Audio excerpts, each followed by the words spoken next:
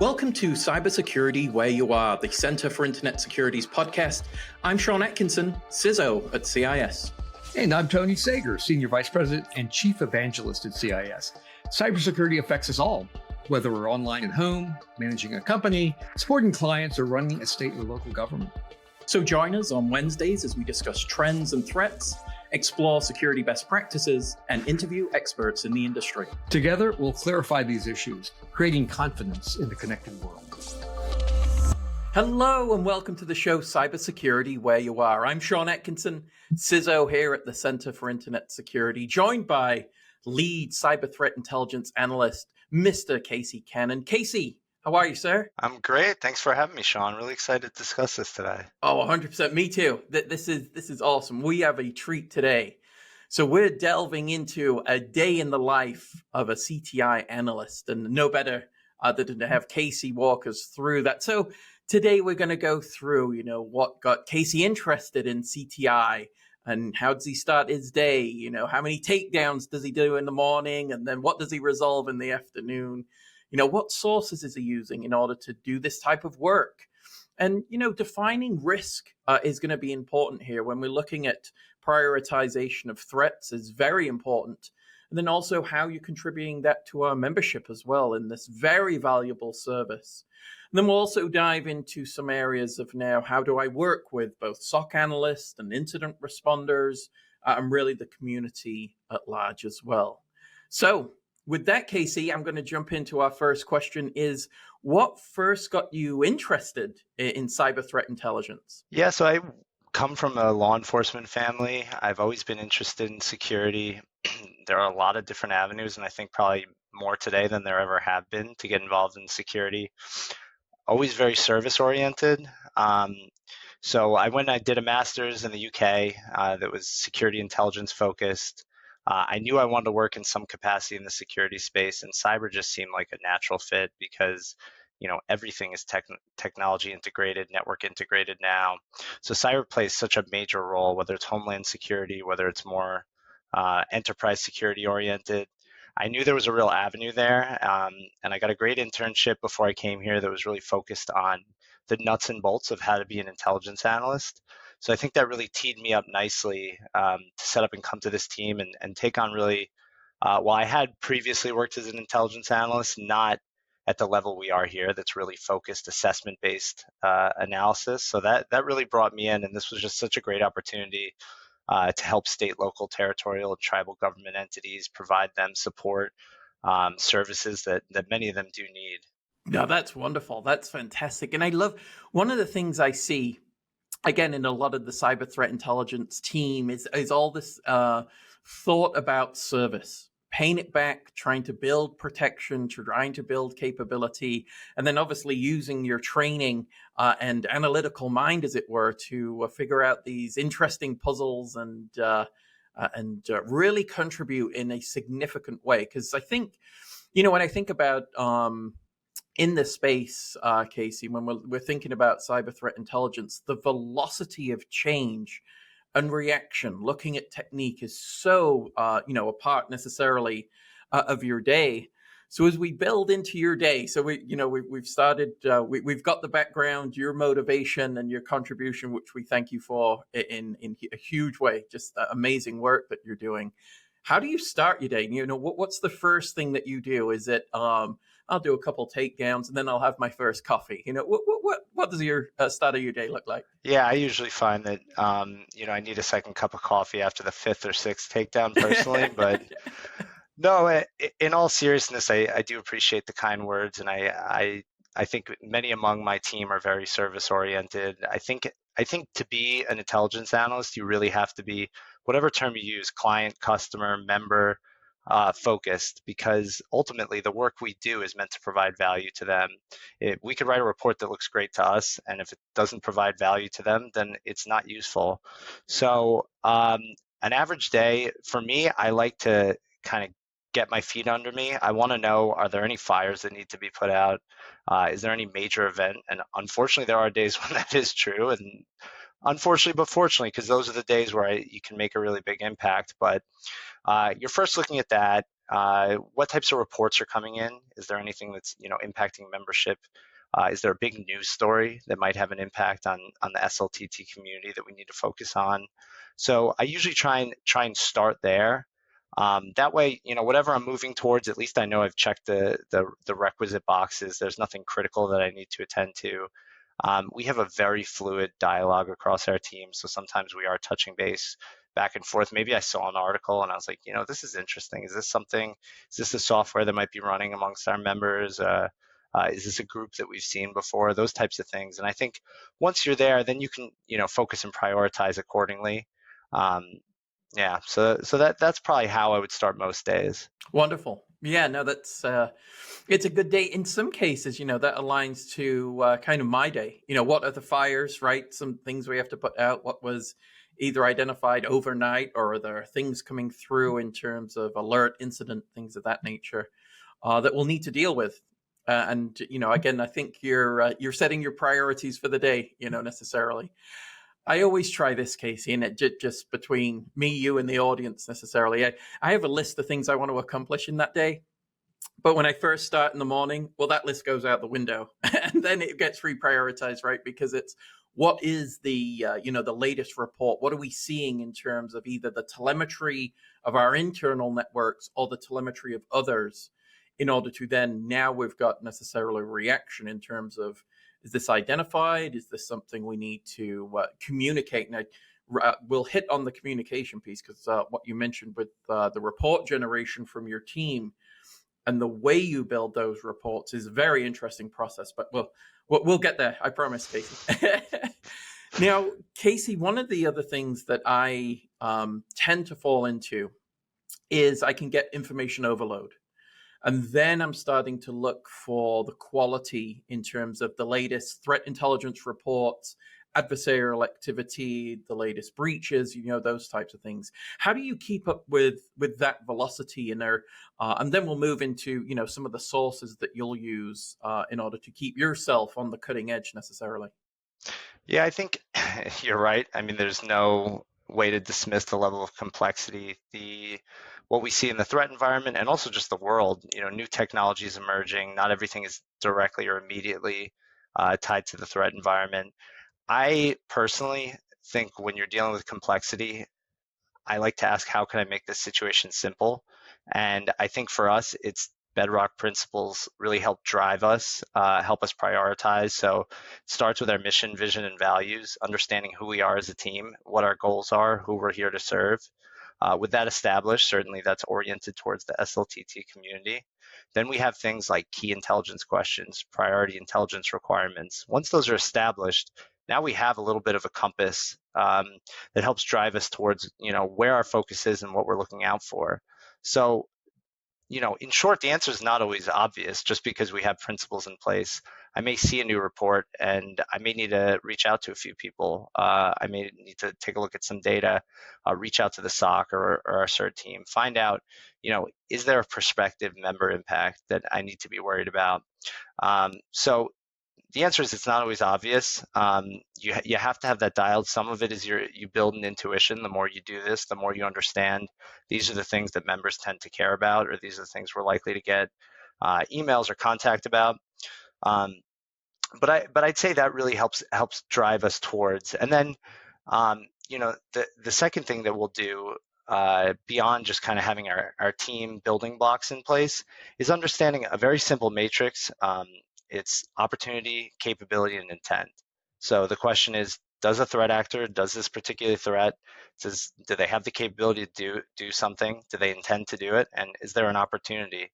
And if those three boxes are checked, then maybe we need to get digging. But having those in place, I find to be really useful to help guide us. Yeah, no, I think a structured approach makes sense, right? Because the deluge necessarily can either create a bias or miss certain elements. As you mentioned, kind of going with the diamond model type of approach and things of that nature helps us assess what's a priority, what needs to be reviewed. Now are we looking at motivational elements? Because it's CTI, again, I'm a big fan why I want to do this and talk to you. But it's more than just the technology. there's a psychology element, there's a motivation, there's an understanding of tactic and technique, and thinking about how that goes from kind of, we'll do red and blue, in terms of red being offensive, blue being a defensive capability, and trying to see that is a huge responsibility. And I think requires necessarily the dexterity of mind to both think of, how would I utilize certain attack vector?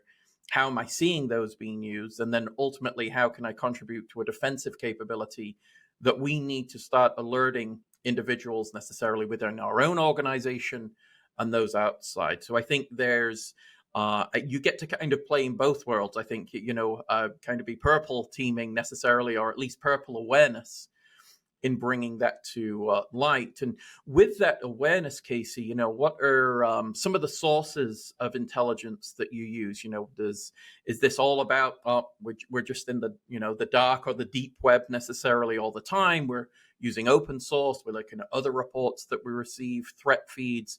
How any thoughts on some of the sources that you use? Yeah, and I won't go on a tangent here, but I will note that you tapping on some of the way that our mind can formulate biases around when we're receiving a lot of information, having to sift through that. That's really kind of the bedrock of a lot of the tradecraft they teach you when you're becoming an intelligence analyst. A lot of that is how there's the psychology of the adversary, but there's also our own psychology. How do we make sense of things? And oftentimes that's happening in the background. And that's why structure is such a key component of being an effective intelligence analyst and a cyber threat intelligence analyst as well. To your question about sources, to me, I think what's really important is that you have an eclectic set of sourcing. That's going to include things you're going to get from open source, from our partners, what we're seeing from our own membership. And as you mentioned, obviously things from the threat actors themselves, being able to collect on that is of course important. And I think, also the more time you spend, it's just like in college, you understand what a good source to cite for a paper is. Similarly with cyber, who puts out good reporting over time. But I think having that kind of diverse set, it allows you to see, well, maybe we saw something internally. Is this emblematic of a larger trend? Are our partners seeing something? So the more you can have that kind of eclectic approach, the more you can fill in gaps where necessary. We're not going to catch everything, immediately, but I feel that if we cover enough bases in a rounded way, then at least we're aware of like what the big trends are, and we know where to look if we have to look for something. But those relationships, I think, also are something that I need to foot stomp, because it's such an important. And probably a lot of people who are on the outside don't necessarily think, it's cyber. We're talking about technology. We're talking about indicators of compromise. The people element shouldn't be as important. But in my experience, it truly is. The more that we can lean on others who might be seeing things and leverage those relationships, I think the more effective we can be as a team. Definitely. Yeah, it kind of leads me down a path that I think even sourcing the right information is a skill set unto itself. Open source intelligence, being able to assess, dark web threats necessarily that you would consider, this is something we need to identify, or at least looking at breach elements and looking at validation of certain data types. And then the threat feed.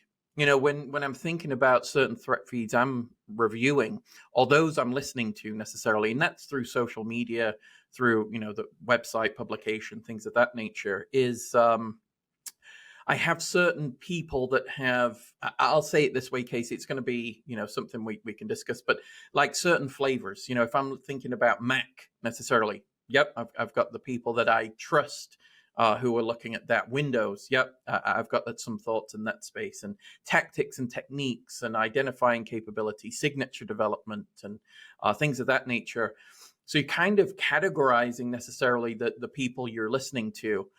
But I also like to, how do I say it? I like to sprinkle in some new, because there is a lot of new talent coming up so fast. We've got such a great community, in the general cybersecurity space, and it's always interesting to see them with their particular perspectives and their thoughts and the research that they've been doing. And we kind of get into areas of nuance. It's not just Windows that we're looking at now. It's specific drivers in that infrastructure that, this person's got a real understanding of this and can help identify and provide some insight in that space. So I think that there's again so much to the deluge, and so but I try and not just read kind of the true elements that I've identified as I think serious researchers in this space, but also try to look at the new talent, because there's I love new thought. I think we need to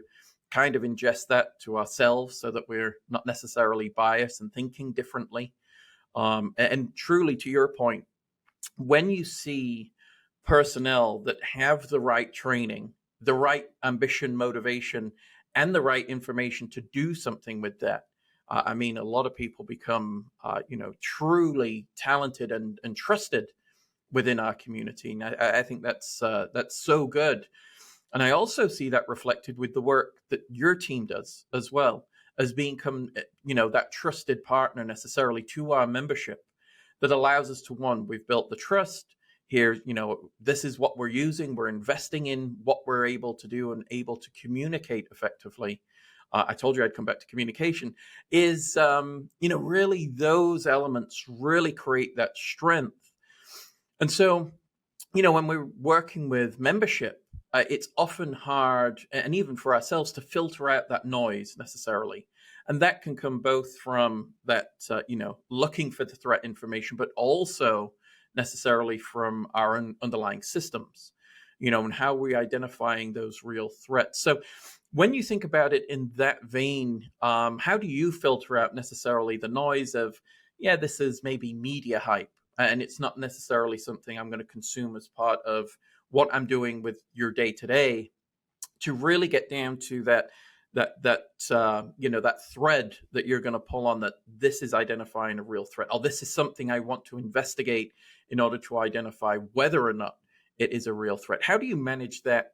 Because I can imagine that's a skill, or maybe even an art over time, that you develop an instinct, and you kind of build a capability in that space. Am I, at least if I'm right in that space, and then your thoughts on filtering out the noise? Yeah, it's not easy to do, and I think the simple answer is it comes back a little bit to some of those bedrock principles, understanding the capability, opportunity, and intent of threat actors.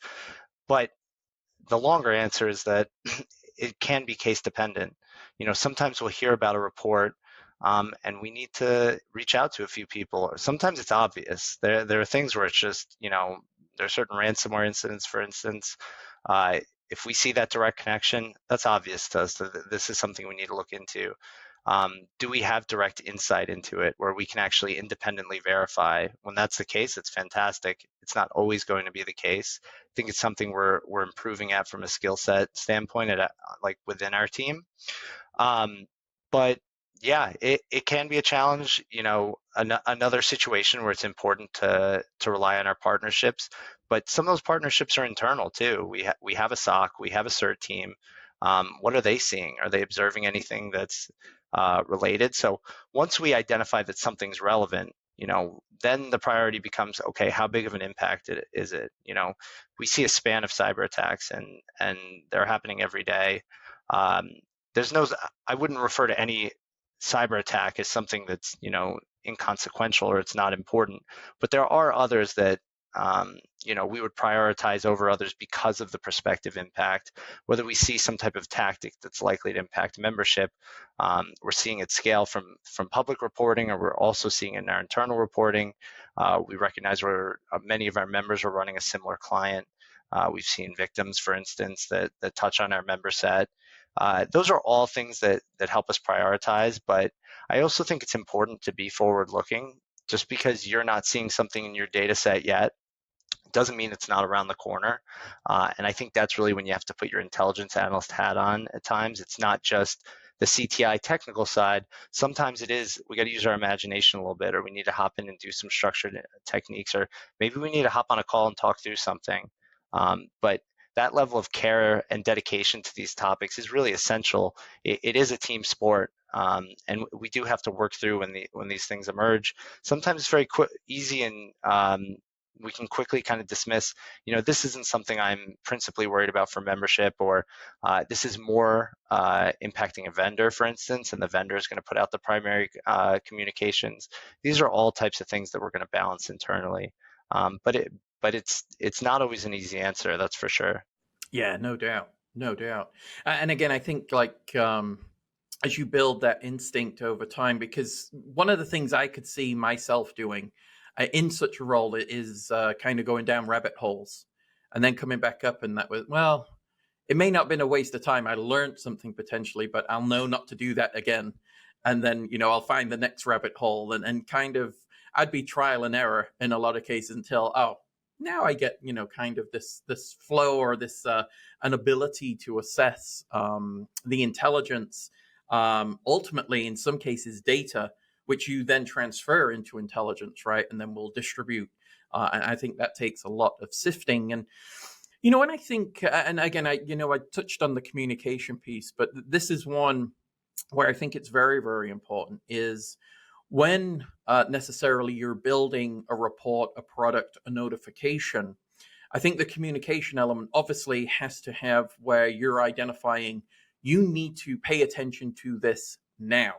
And utilizing language and utilizing an approach with our membership, whether old or new, that there's always a consistency to what we bring in terms of providing that intelligence out. So when you're assessing and prioritizing threats on behalf of members or others in our community, how do you determine necessarily, well, this is the high risk element we need to kind of push and utilize maybe stronger language of attention, make sure you're looking at this now, versus low risk, more awareness. It is a risk still, but not something, that's, at the kind of alarm or alert level. How do you manage that necessarily, and what practices do you use in that space? Yeah, I think, similar to us, where there's a lot of noise in the community from what we're seeing from a threat side, we recognize that our members who might be receiving a report from us, they're getting a lot of information too. And not all of it's cyber. Not all of them are entirely cyber focused. So I think we have to be very judicious about almost kind of treating their attention span, their time as a commodity in and of itself.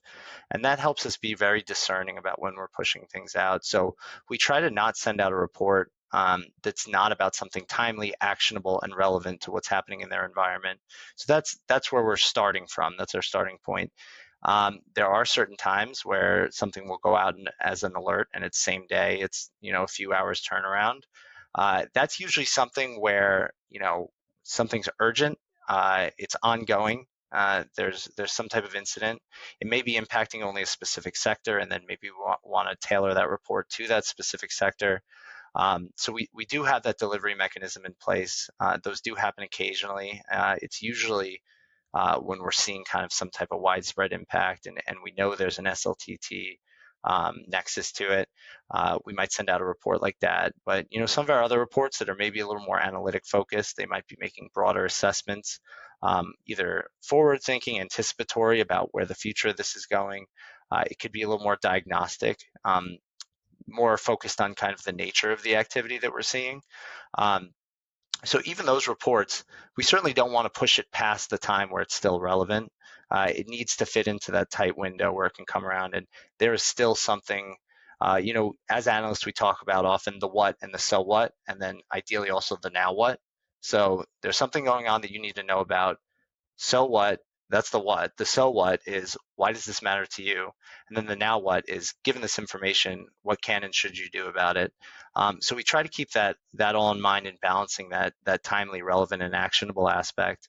And we do also have reporting that might be a little more forward-looking, that might be focused a little more on the state of play, that's not as timely.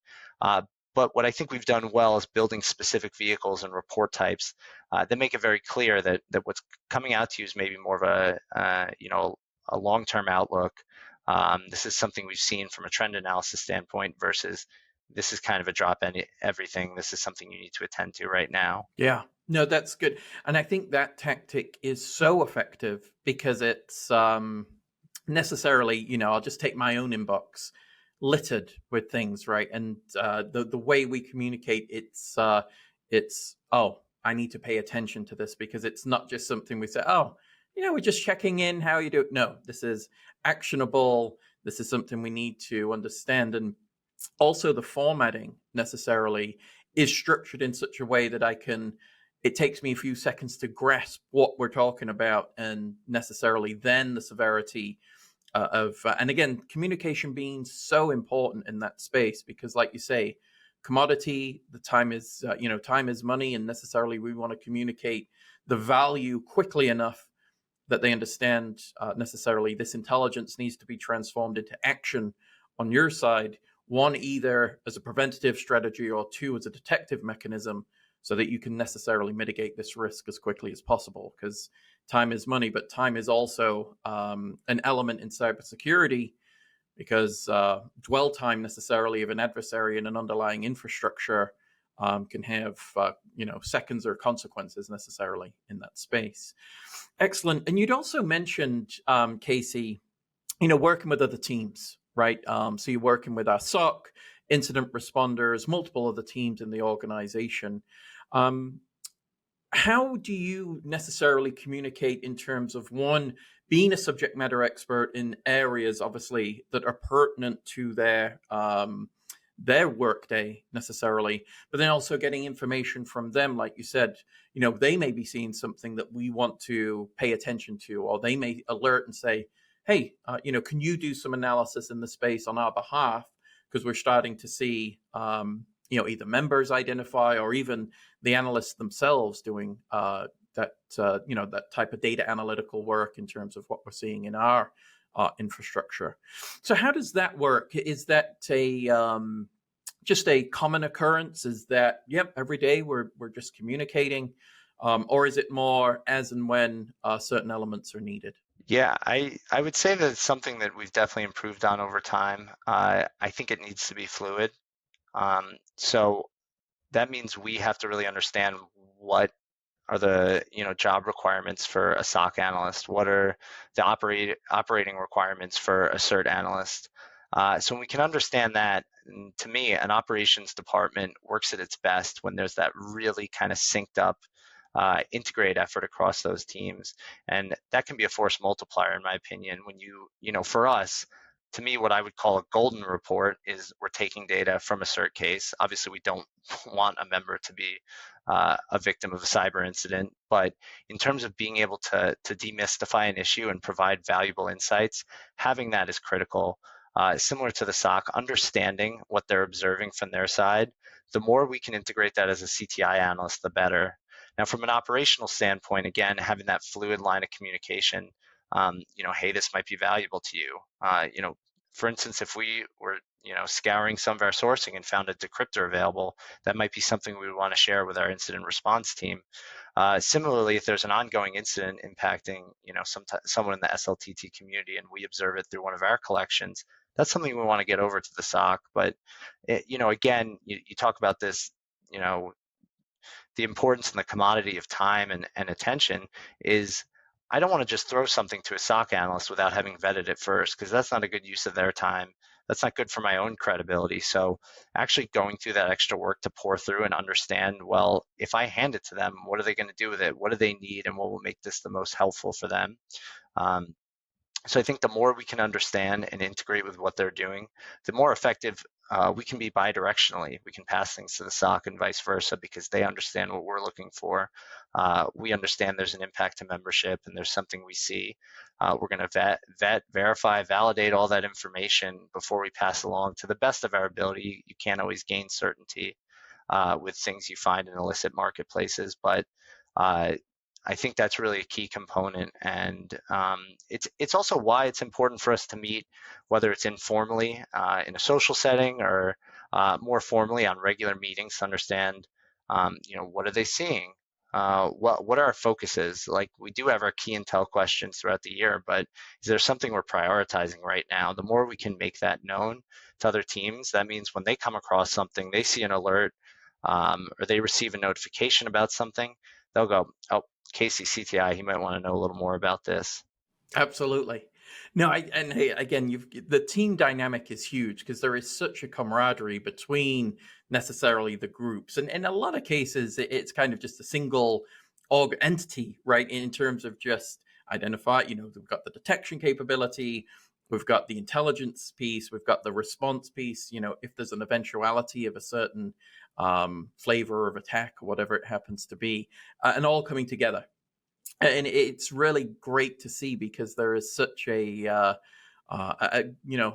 we've got everybody's back, right? And it helps build that, and being part of that group, I'm sure, is very fulfilling. And with that, we'll be right back after this quick break. Are you a US state, local, tribal, or territorial government organization? Well, if so, you know how remote and hybrid work models make it really difficult to protect your endpoints and manage your vulnerabilities. Well, this is where CIS Endpoint Security Services can help.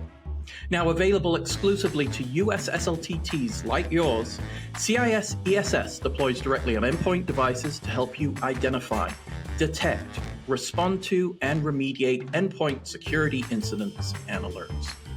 Now, it works in partnership with our 24/7/365 CIS Security Operations Center, which analyzes threat detections and notifies you of actionable endpoint security incidents, all within 5 minutes. Now, ESS also comes with add-on and standalone capabilities that provide real-time insight into vulnerability and mobile devices, including those of subordinate organizations you oversee. So strengthen your endpoint defenses today by visiting cisecurity.org. Thank you, and let's jump back into the episode. Now we go into our last question. I can't believe we're at the end of the episode. It's that was fantastic. But now that we've solved that CTI is such an awesome career and things like that, exactly. What advice would you give someone looking to maybe move into a career in cyber threat intelligence? Yeah, I think there are some really great guides out there from industry folks that really help with the nuts and bolts and trainings tied to all the the component skills of being a CTI analyst. What I'd say is we really emphasize the idea of a T-shape. And what that means is you think of what I would call some of the component parts of being a CTI analyst, some of the technical skills, anything from forensics to pen testing to understanding, again, some of the networking components or DNS. We have a member of the team, we call the DNS king, because you give him one phishing email and he can find you, 100 to 1,000 additional indicators of malicious activity associated. Those are all important components. But the idea is there's no one member of the team who I think is excellent at every one of them. We want to be good and competent in all of those skill sets, but the idea is collectively as a team, we are able to be very effective at all of those components. So when that comes down to the individual, what you want to do, and going back to the T, the idea is you're broad on the top, but there's one area going downwards where you're exceptional at. So someone who's interested, what I would say is if you can gain a familiarity with the component parts of CTI, that's great. And if you find an area you're really passionate about or something you think you can do really well at, then maximize your ability to do that skill effectively. I didn't come in with necessarily a ton of technical skills. I came in with a little more of an analytic tradecraft background, and that's something I've been able to help the team with. But I can't show up and support my teammates if I have these huge gaps in certain areas. There's a forensic report we're looking at and I can't make heads or tails of it. I'm not going to be very useful to the team. So kind of having that well-rounded perspective is really useful. And then to me, one thing, you've talked about communication a number of times during this podcast, is the more you can improve that skill set. I think writing is a great way to do it. One thing anyone can do is start up a blog, or if you're in school or you're part of a club where you can put out a newsletter, something where you have a feedback loop ideally. But what that's going to force you to do is take all those component parts, take technical work that you're doing in real time, and really transcribe that and communicate that in a way to pick your target stakeholder. Clear writing is clear thinking, in my opinion. So an effective analyst, we're not very useful. We can do technical things on the back end that do bring value, but to help members, to make them aware of certain threat activity and what they need to do about it, we need to be able to effectively communicate that both in written and spoken form. So the more you can do that, to me, it's really the piece that puts everything together. Because if you tried out some red teaming tools, or you read through a forensics report and you were able to make sense of it, well, you sitting down and writing that into a report delivered to a stakeholder, that's how you're starting to gain mastery over that topic, and those skills that you're already flexing outside of it. That to me is really kind of the glue that holds everything together. So that's the best advice I could give, but have fun with it. This is it's hard and it's serious what we're doing. We're very mission driven, but it can also be fun. So the more you can recognize that and have fun with what you're doing, I think the more this can be, a fulfilling and a promising career path for you, anyone who's interested in this field. Wonderful. Fantastic. Well, again, thank you, Casey, for sharing your insights. And again, thank you again to you and your team for all the great work that you continue to do. So impressive, so appreciated both internally and by our membership. Absolutely fantastic. So thank you so much for joining us. And thank you to the audience. Thank you for joining. Remember to subscribe using your favorite podcast platform. Catch us on YouTube at the CI Security. Click that subscribe button, hit the notification bell to hear episodes like this and much, much more. We'll talk to you soon. Thank you for listening to the podcast today. The thoughts and opinions expressed by our podcast guests are solely theirs and do not necessarily reflect those of CIS. Tune in on Wednesdays for a new episode. And in the meantime, visit our website at cisecurity.org. Together, we'll continue our efforts of creating confidence in the connected world.